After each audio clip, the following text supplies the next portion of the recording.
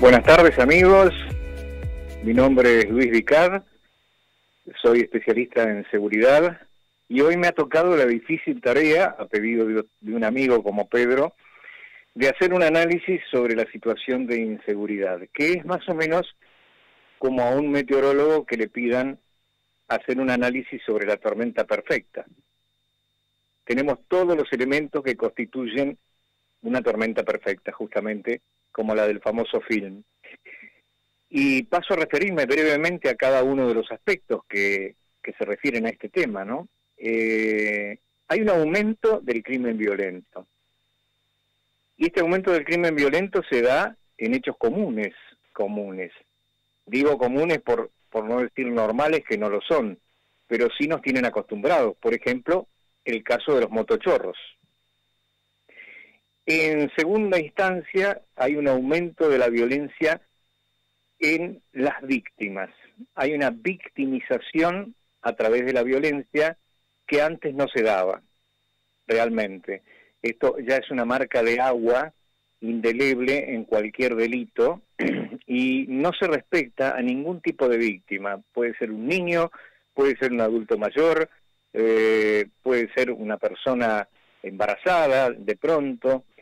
Y esto tiene que ver, este aumento de la violencia sobre las víctimas, con una bajada centroamericana de la sinergia del delito. Es decir, en todos los países de Centroamérica venimos observando, con excepciones honrosas que puede ser Uruguay y Chile, pero en general Centroamérica y Sudamérica, la parte de arriba, sobre todo Brasil, tienen esta característica. Es decir, ha aumentado la violencia sobre las víctimas. En un semáforo de pronto se elige un conductor, se lo mata y luego se lo roba. Es decir, antes se robaba y si era necesario para el delincuente se mataba. Hoy se mata para robar. Y esto lo estamos viendo en nuestra realidad también. Hay un aumento del ciber. De la mano de la pandemia cayó el cibercrimen, el ciberdelito, las ciberestafas. Esto que se ha dado claramente el quinto dominio, que es ese universo paralelo en el cual nos toca acostumbrarnos a convivir o a vivir en las dos partes como una Second Life, ha aumentado prácticamente más del 20% anualmente, las estafas a través de Internet. Un ejemplo también es el aumento de las estafas sociales. Esto es un emergente, el esquema Ponzi, estas estafas piramidales como las de Generación Zoe y tantas otras más, nos da una pauta del displacer social y la necesidad de creer que tiene la sociedad. Hay un aumento de la violencia social urbana, es decir, ya no protagonizada por delincuentes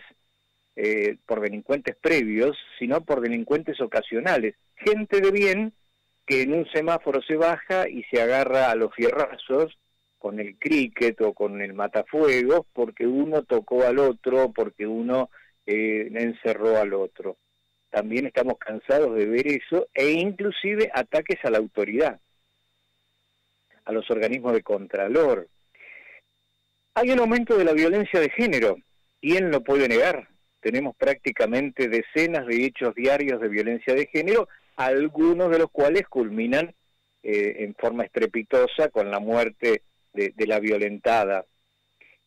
Hay un aumento de los abusos sexuales en grupos, la violencia en grupal, esto que se llama la manada, haciendo flaco favor a los animales. En 2016 en España se bautizó a esta conducta como la manada por el grupo que la protagonizaba. Tenemos el caso de Palermo, el último emergente, quizá por el lugar en donde se produjo, pero en el conurbano profundo y en los conurbanos de las grandes ciudades, las violencias grupales se dan todos los días y no salen en los diarios.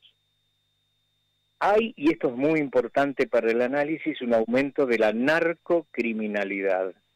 Quien quiera discutir esto y siga sosteniendo que nuestro país es un país de tránsito, está mirando otro canal o escuchando otra radio, evidentemente, o quizá ya esté en la nómina, como en los estados paria de México, en donde de 135 policías municipales, más de 100 trabajan para el narcotráfico.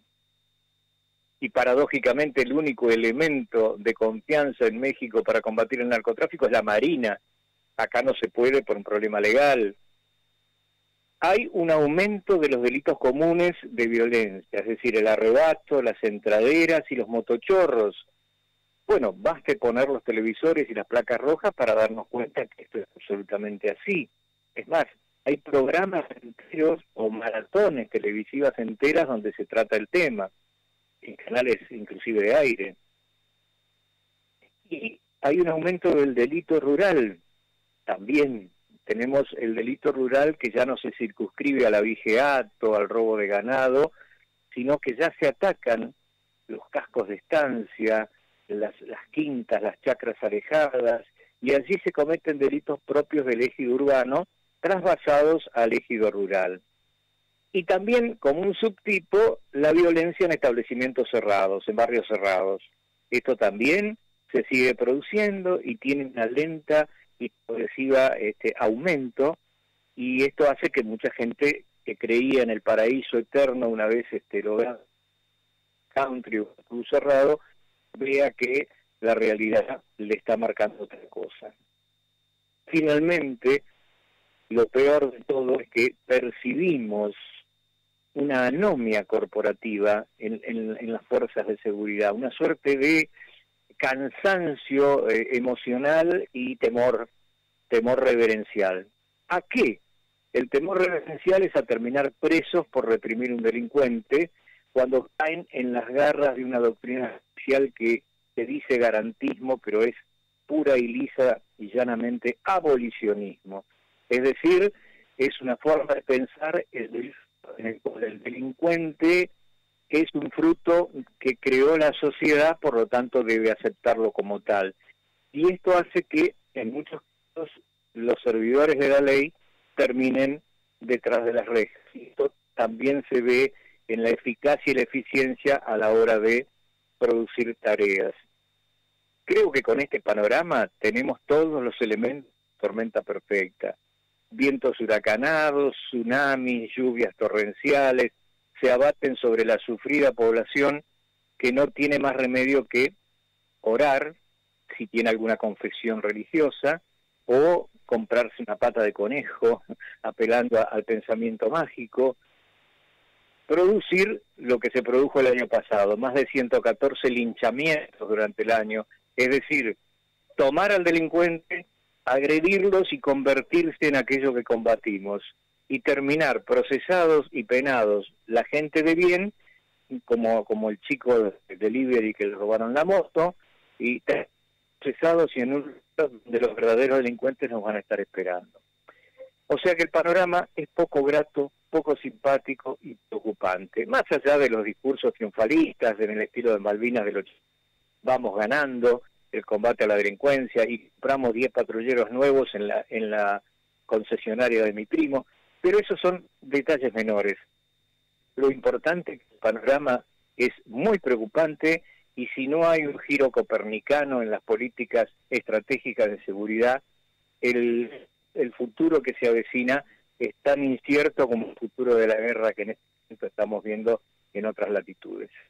Y con esta reflexión, amigos, me despido hasta nuestro próximo encuentro, mandándole caluroso saludo a Pedro y una pronta mejoría, y siempre a disposición para ustedes. Galáctica, lo que vos esperabas para acompañar tu vida.